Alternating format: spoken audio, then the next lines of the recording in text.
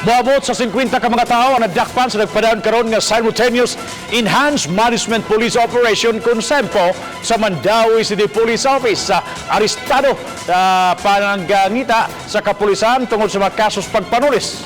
Ano ang report ni Nico Sirino.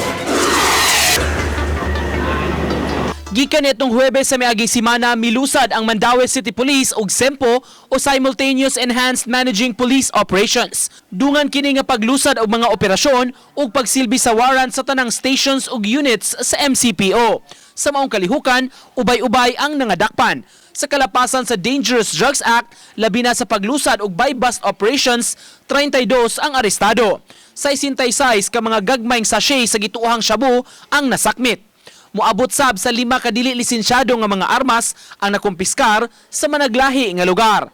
Laing gioperasyonan sa kapulisan ang illegal gambling.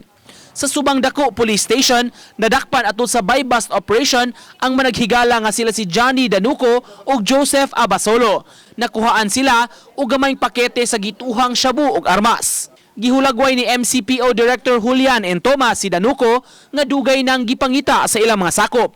Gitumbok siya nga suspect sa pipila ka mga kaso sa pagpanulis gamit ang motorsiklo. Bago lang, salta dia. Tungod kay nagtago-tago siya, nagkakuan sila sa yung Lapu-Lapu City, doon na nasa sila naigo nga to, hindi address sa tuwan po, balik na sa atong area. Pero wa siya mobalik sa Hagubiaw, tungod kay hilado na kay sa Hagubiaw. Taod-taod na matud pa ang pagmonitor sa suspect sa laing istasyonan. Isa sa atong sa mga spa nga tulis, then turn out nga kadtong mga batanon ni kan, pero kini siya mo'y gipiansan lang tuyo para mo makagawas. Kay kuan pa ni siya, batanon pa ni siya, membro na daan. Apan sa interview, hugot nga gihimakak ni Danuco nga nalambigit siya sa pagpanulis. Gihimakak sab niya nga nakuhaan sila og drogas. Ang iyang kauban miangkon hinuon sa paghupot og armas. Kuan